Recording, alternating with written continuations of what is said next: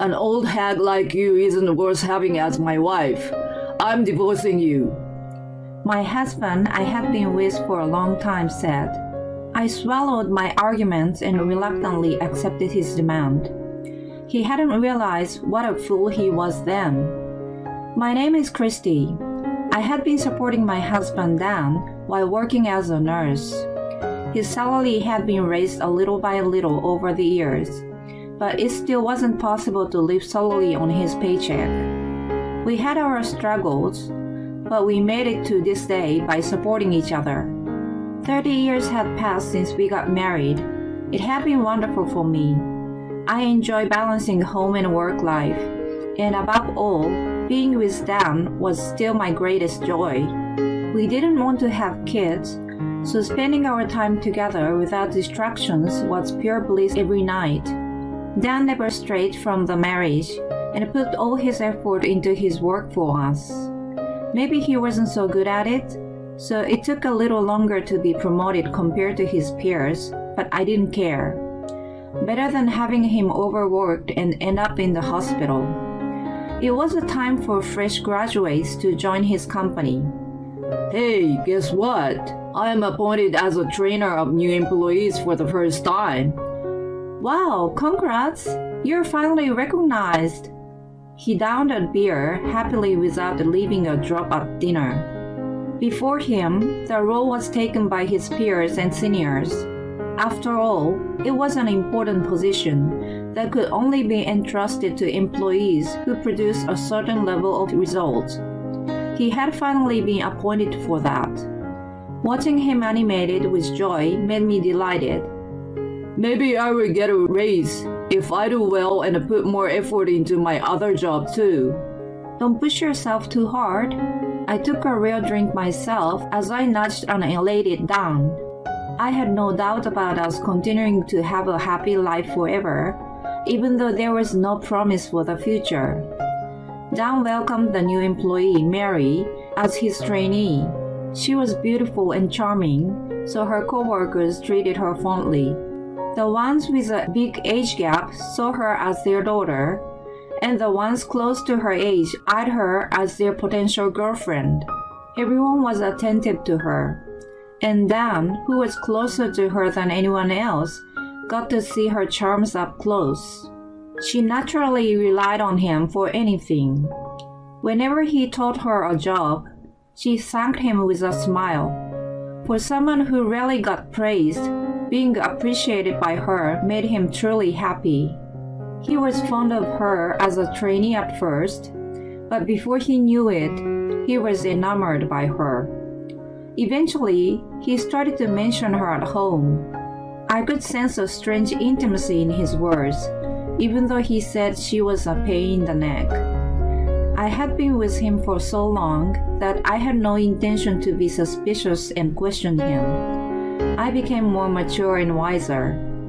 I thought it was no big deal if a rare occasion of having a young and cute girl around delighted him. I get excited too when I see a good-looking guy, but it was only an attraction and nothing compared to love. I believe it was the same for Dan. I pushed my anxiety all the way to the back of my head, but his merry fever continued without a sign of coming down. On the contrary, it grew hotter and hotter. Mary is a true beauty. It's not just because she's young. It must be her effort she puts into it. Maybe you will look better if you put more effort too. He started saying a terrible thing he had never done before. Oh man, why haven't you done it? Mary would have taken the initiative. I guess she's very different from you after all. He compared me to her at every opportunity and sighed heavily. As you would think, I got a bad feeling. The hunch soon became a certainty. Please divorce me. When we were eating dinner, he said as if he was commenting on the weather. You're okay being alone, right? I was speechless, and he carried on. Mary is so vulnerable. Compared to you, she needs me. I turn out to be a kind of a man someone can rely on. he joyfully said as he raised his left hand in front of my face and pointed to the wedding band the same as mine. Mary complimented me when she saw this. She said it was wonderful that I have been cherishing you for 30 years and admired me. Seeing him as cherry as a child, I could only feel sorry for him. Mary was talking about a guy who cherished me. She never mentioned a guy who divorces me for her. He was completely drowned in and blinded by the love not suited for his age. Wait, why don't you think about it a little more? I did, and this is my conclusion. You became an old hag anyway. You're not worth being my wife. I'm a man respected by such a young girl. He called me an old hag, and I wondered if he hadn't noticed the deep crow's feet around his smiling eyes, if he hadn't seen his receding hairline a year by year, and if he hadn't considered his far out of the fashion that made him look like an old-timer. Okay, if you say that much, but you won't regret it? Of course not. He nodded confidently and guzzled a beer like it was a celebration. It was so sudden and I couldn't think straight, so I asked him to give me some time.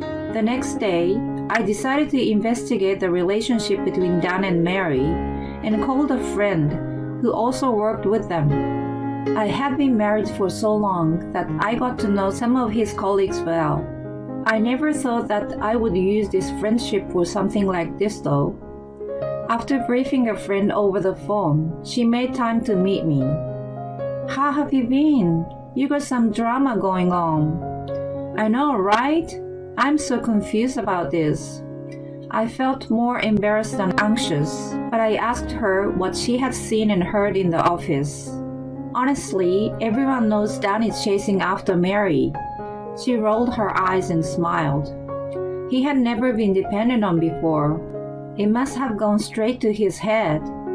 He seems to be confused with the feeling of gratitude and love. Does Mary seem to feel the same toward him? Let me ask you instead, do you think so? A charming girl who everyone likes? I shook my head no. I haven't said a word to Dan, but she is aware of his feeling toward her. She was trying to find the right words, but gave up and let out a small sigh. How to say this? She says his approach is wearing her out. I forgot my anger for a moment and felt pity for him. I was right. Dan was drowning in self-satisfied love. He wasn't able to differentiate praise in recognition of the man and a genuine appreciation for a colleague who taught her the job. Mary didn't want him to have a wrong idea, so she commented on his wedding ring. But I guess he took it the opposite of what she aimed for. He even showed off his bare ring finger in front of her. I'm so embarrassed for him. I fanned my face with a hand to cool off, but it was adamant just like Dan's self-satisfied love. My friend told me more about Mary, and I became interested to meet her in person. My friend called her on the spot. She agreed to come out right away. In a short while, a pretty girl walked up to our table. Hi, I'm Mary. It's my pleasure to meet you. She had a very good manner for a young girl. I thanked her for coming out and prompted her to sit across from me. I'm sorry to bother you out of the blue. As you already know, I'm Dan's wife. He has been a wonderful trainer to me. She smiled like an angel. It sounds like he has been giving you unwanted attention. She became a little awkward and nodded her head. He's very good at explaining the job, but he's an idiot. I apologize on behalf of him. Seeing her reaction, I had no doubt that he was nothing but a nuisance to her. I actually have a boyfriend. Oh, I didn't know. It seemed Dan never even checked if she was already in a relationship. Apparently, her boyfriend worked for a different company his father founded, which meant he was a successor. While he was in a training to be the future CEO, She refused to depend on him and held a job of her own to build a healthy relationship. They planned to get engaged once his training was finished, and then get married and move overseas when his transfer was decided. It sounded like she had a bright future ahead of her. Listening to her fearlessness, I felt like I was hearing myself when I was younger. I too wanted to build a strong marriage and worked hard alongside Dan for 30 years. The marriage I treasured wasn't as important to him as to me. The truth was swelling up my emotions. I see, then cut Dan out of your life completely. You're a beautiful girl. Watch out for many more creeps that come close to you. I envy and admire your future. We continued to chit-chat for a little more until they had to go back to the office. On the way back home, I stopped at the attorney's office and discussed my divorce. Dan was supposed to come back home for dinner. I normally cooked myself, but I had to take away pork chops and champagne that night. Is it your birthday today? No, it's for our farewell. I told him that I went to see a lawyer who would contact him shortly. His face was stunned for a second, but immediately changed to a big smile. Thank you. I'm starving, but let's have a look at the terms I proposed before we eat. While I set up the table, he hummed some light-hearted tunes as he went through them. He was scribbling additional notes in a way his pen was dancing in the air. What a cheerful handwriting compared to the gloom I felt seeing the lawyer. We eventually had our last supper together. He must have been relieved to get rid of an old hag like me. He downed 2 cans of beer. I picked up the cans laying next to him, who was dozing off on the sofa, and brought them to the kitchen. Before dropping them in a bin, I crushed one of them as hard as I could with my hand, and then I dropped the deformed can into a bin. Goodbye, good riddance, I whispered to Dan, who was sleeping, and left the home I spent 30 years of my life with him. While waiting for the divorce to finalize, I found a new apartment and moved in. I had been working all this time, so there was no financial hardship to start my new life. Contrary to my worry, it was refreshing and carefree to work and cook for myself. I enjoyed my new life feeling like a young singleton once again. The portion of money I used to buy beers for Dan went to my new cosmetic and clothes instead. I felt myself brightening up. As for Dan, he depended all of the housework on me, so he started to look shabbier and shabbier, which eventually made Mary keeping distance from him. In addition to the already apparent signs of aging, he became even more careless. No wonder she didn't feel good being around him. Still, he mistook her distance for shyness, not disgust, and to everyone's surprise, he proposed to her. Of course, he was declined.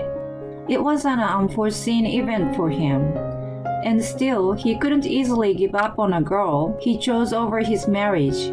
Again, to everyone's surprise, he intruded on her apartment, and her boyfriend called the police. He was almost taken by the police, but Mary refused to put a charge on him out of her kindness.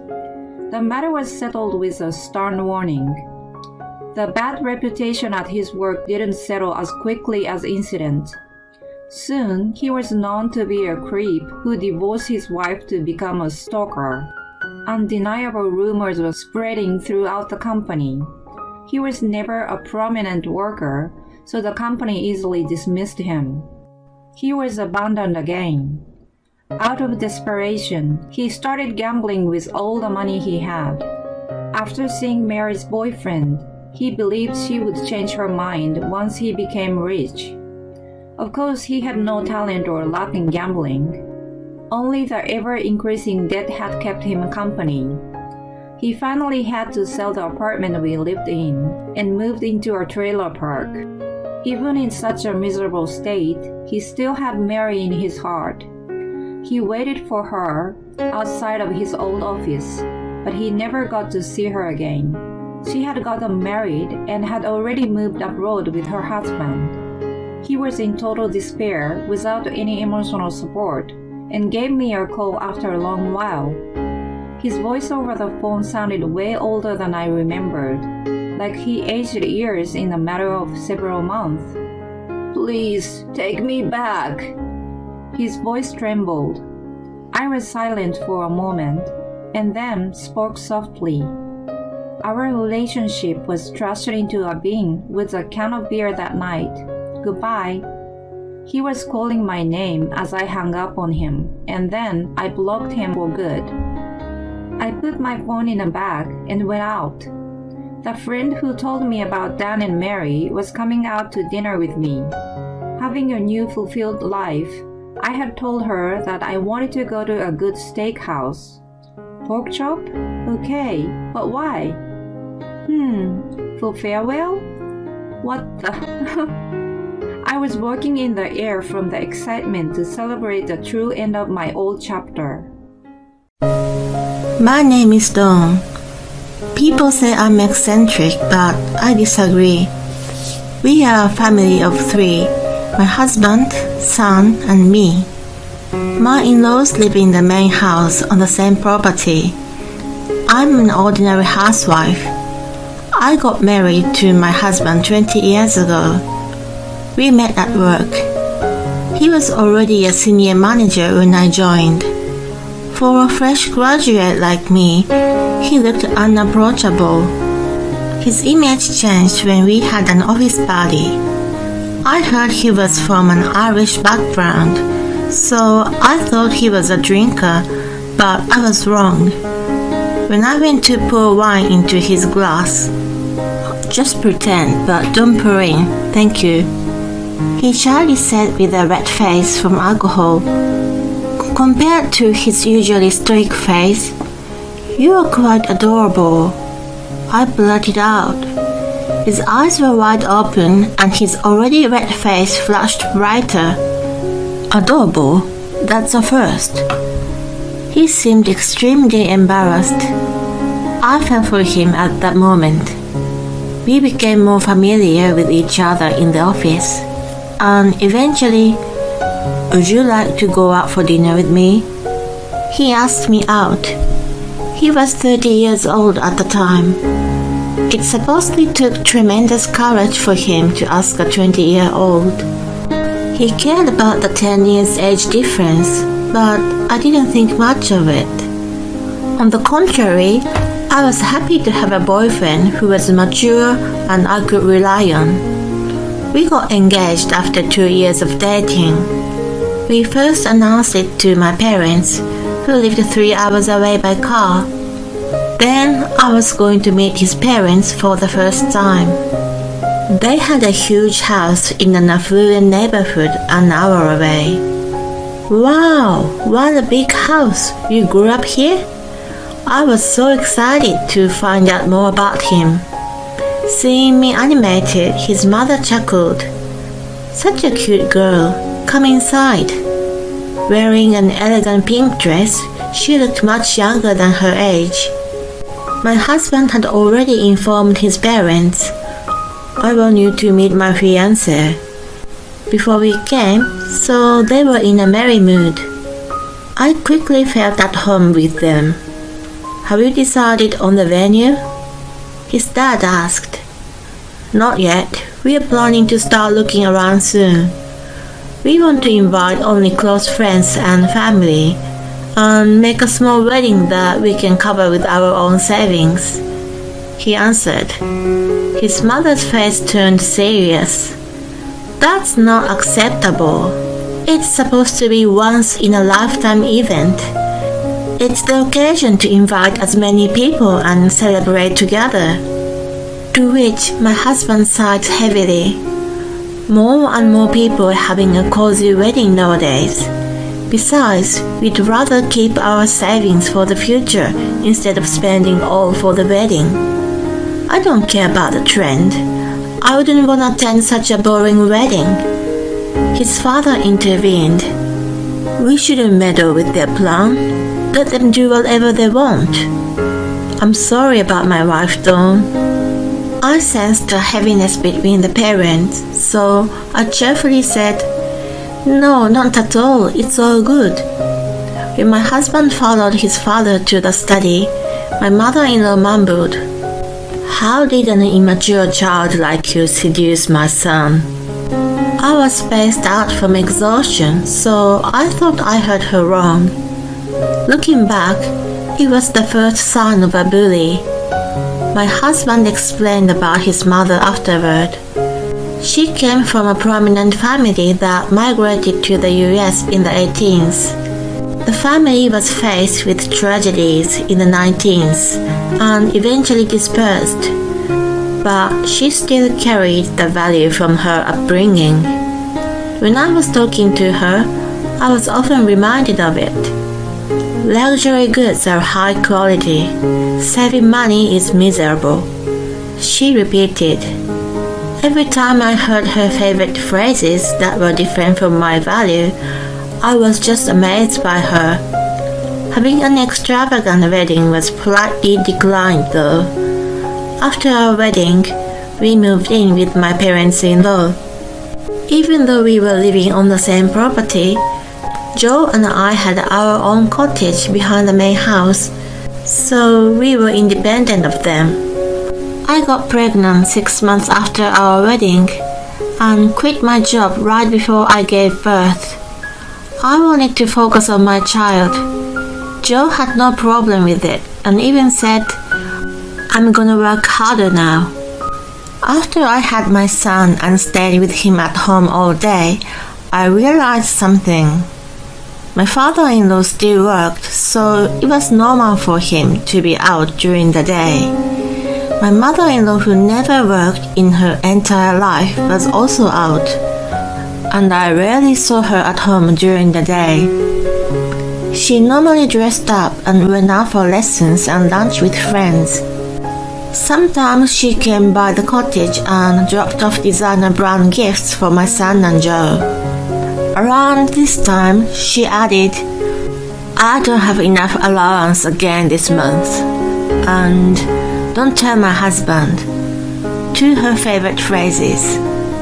As for the presents, Joe had a specific taste, so even if it was from a nice brand, if he didn't like it, he never wore it. The baby clothes too. I didn't see a point in buying expensive ones, as my baby outgrew them fast. I almost told her to not bother splurging if she didn't have enough allowance. But I knew she would have gotten upset with me, so I kept quiet. Whenever she came over, she always asked me about my plan for the next days. My son wasn't even in preschool, and we mostly stayed at home every day. She knew it well and expected me to say I had no plan. Then she normally asked, "So can I ask you to clean my house? You have nothing to do, right?" I didn't have a valid excuse to decline, so I had to oblige. She asked me this once a week and always made me promise, "Don't tell my husband." Whenever I went to her house to clean, it was always dusty and messy. I used to mop up a corner of the living room first, and then set up a baby gate to put my son in. What am I, a maid? Maid. Sweep, wipe, and repeat. Sweep. My son and I sang, and when he looked bored, I let him watch TV. I was determined to clean the house spotless. When I was done, I had no energy to do anything else. My maid life as such continued for a little while. It came to an end thanks to Joe. One day, when he came back from work earlier than usual, he found my son and me in the main house. "Who do you think she is? A maid?" He scolded his mom. I was so happy to see him standing up for me that my frustration flew out the window. She learned her lesson and never asked me to clean again. Instead, she hired a professional cleaner to come regularly. I was astounded to see how adamant she was to do it herself. When my son started his preschool, I used my freedom to work part-time. My mother-in-law frowned and criticized me. People think my son's not making enough money, and your poor son will have a lack of parental affection. I normally didn't argue with her, but for this one, Joe makes enough money. It's my choice to work. I want my son to see that his mom is capable of multitasking. She still looked displeased and mumbled, "The job of a mother is to be pretty and affectionate." I shrugged her off. I put effort into my part-time job and increased my work hours according to my growing son's schedule. Seeing me hard at work, Joe and my son started to share housework with me. I was very thankful to them. My son eventually became high school senior and studied hard to get a scholarship to the university he wanted to go to. I informed my parents and in-laws about his achievement. Just when I was relieved and melancholic about my son, my mother-in-law showed up unannounced. "What a grandson I have, a scholarship. He's becoming an excellent man like his father." "Thank you very much. We are so proud of him." I invited her to sit in the living room and then sensed something strange. She came to congratulate him, but she didn't bring any gifts. She liked to show off, so she secretly continued to bring expensive sweets and clothes even after the cleaning incident. It was very weird for her to come empty-handed for such a big celebratory event as this. She asked, "Where are he and Joe?" "School and work. It's a weekday." "All right, you're alone today." I couldn't figure out where she was going with the conversation. Then she suddenly made a serious expression. "You know that endowment life insurance you've been paying for the education. You said it's coming to the end of term, right?" "That's right." "Can I borrow that money in secret? My husband's salary has gone down recently because of the recession. I don't have enough for my recital, and also my friends and I have been planning a trip. Just a small amount like $5,000. $5,000? I was flabbergasted by the nonchalant way she mentioned the amount. "Of course not. I can't let you borrow such a big amount." "Well then, a couple of thousand would do. I heard the policy gives you like $100,000. It's not a lottery. What Joe and I saved is coming back. But there's also a scholarship. You should let him pay for his own education anyway. I urgently need that money. I should be the priority." She was being illogical and wasn't taking no for an answer. I unusually became upset with her and firmly said, "Absolutely not." I apparently made her grumpy. "Fine." She stood up and grimaced at me. "You're such a heartless, stingy person. Your son raised by such a mother won't have a good future." I couldn't calm down even after she left. So I opened a can of beer while cooking dinner. Even though she didn't have the money, she couldn't stop splurging. I always knew she was trouble, but I tolerated her to keep a good relationship. I had been telling myself that she had a different upbringing, but she ignited my anger this time. Just because her selfish request was declined, she made a ridiculous remark about my son. I told Joe what his mom said to me word for word after my son retreated to his room that night. "I've been keeping it from you, but I lent her money before and she hasn't paid it back yet." "Wait, you too?" It became clear that both of us had a small amount of money owed. Since we lived so close to the parents, We didn't want to create an awkward atmosphere by refusing her. I guess she knew and took advantage. I can't let it go this time. Me neither. I'm fed up with her. We felt bad for Joe's father, but we agreed on moving out of the cottage. Hey, hon, there's something I really want to do before we move. I proposed a plan to retaliate against her. I was going to make her regret insulting not only me but my son as well. My determination was burning. I prepared the necessary evidence in a month. After sharing them with Joe and my son, I finally started my plan rolling. It was the first weekend of July. I aimed my visit to coincide with dinner time, so both my mother and father-in-law would be at home. Joe and I told them we had an important thing to discuss. As soon as we sat down in their living room, Joe pretended to be remorseful. Dawn made a mistake and opened some of your mail. They were wrongly put in our post. We are very sorry. I produced 5 envelopes and a folded paper on the coffee table. Oh no, my mother-in-law gasped. The envelopes were from credit card companies and IRS.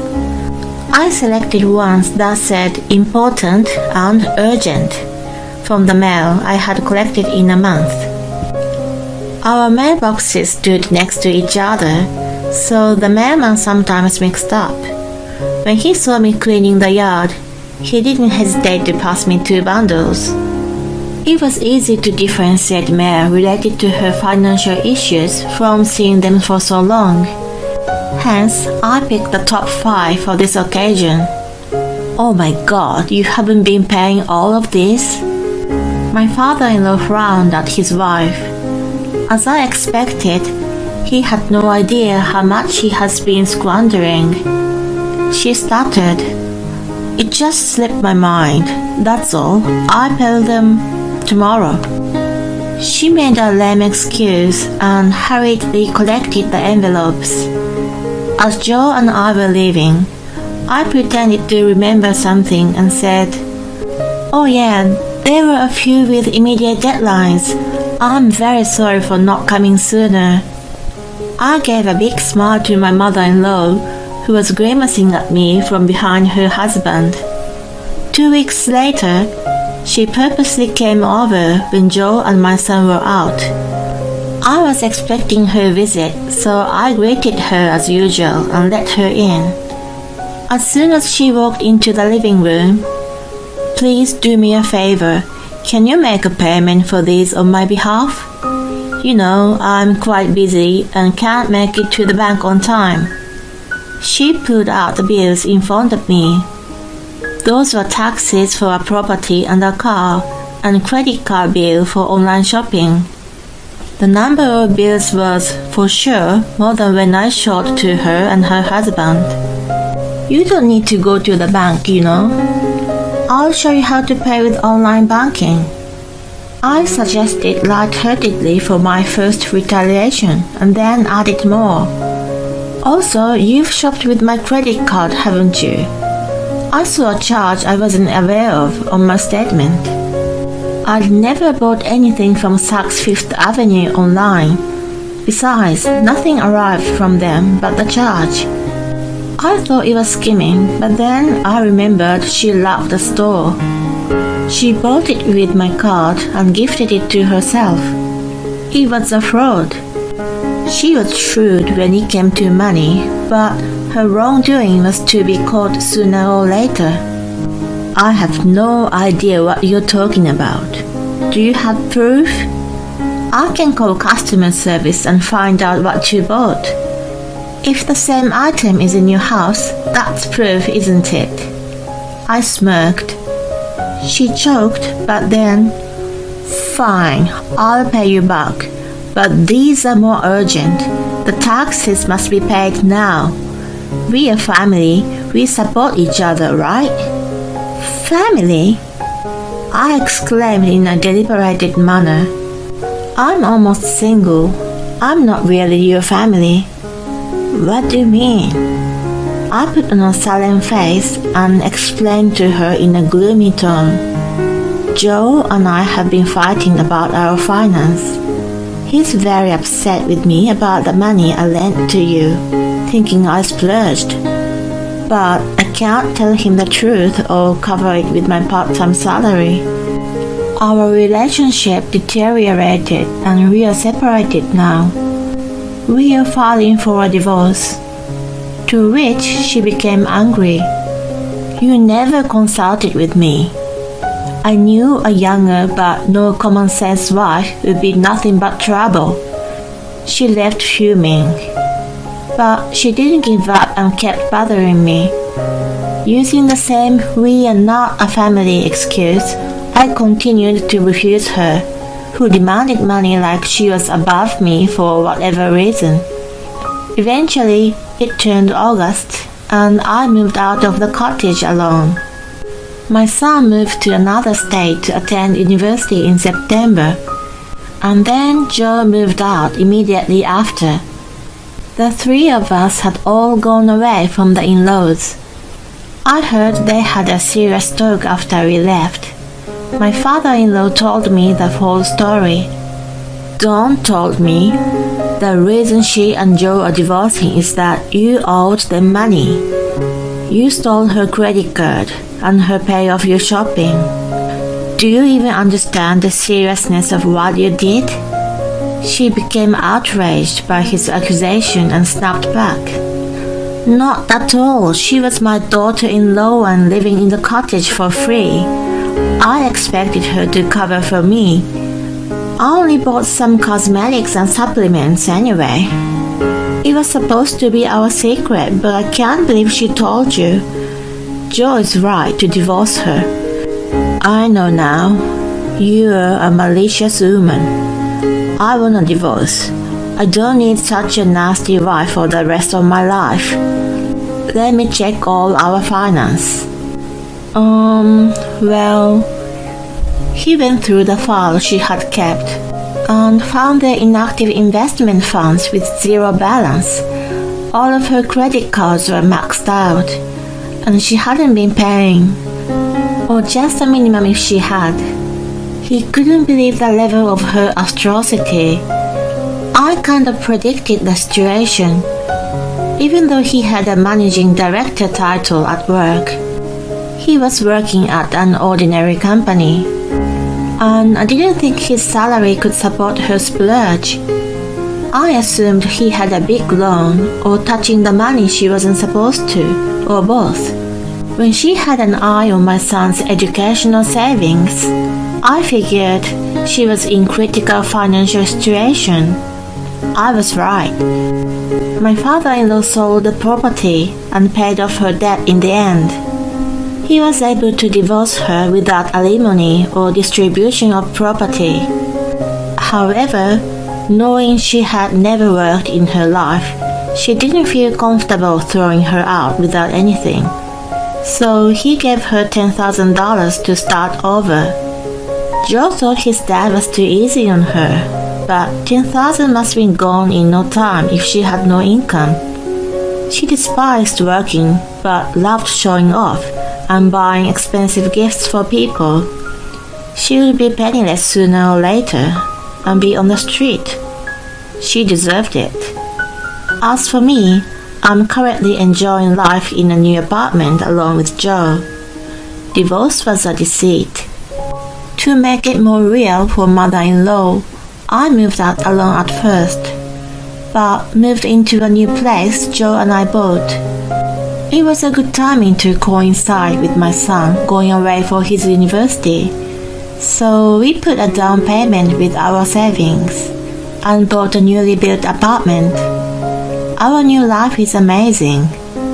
I don't have to be a maid and clean my mother-in-law's house or be asked to pay for a mysterious facial massage tool she bought. Having no bothersome relationship, Joe and I enjoy our second honeymoon period. We don't want to deceive Joe's dad, so we've told him about our plan. It's only the mother-in-law who is made to believe. We have no intention of telling her the truth or where we live. We honestly want nothing to do with her for the rest of our lives. After selling the house, my father-in-law lives in a small apartment. He's looking to move closer to us. He has been nothing but kind to me, and we never had any problems, so I'm looking forward to having him nearby. We are planning to visit our son over the next long weekend. I'm surrounded by my favorite people and enjoying my life to the fullest. It's my best time by far.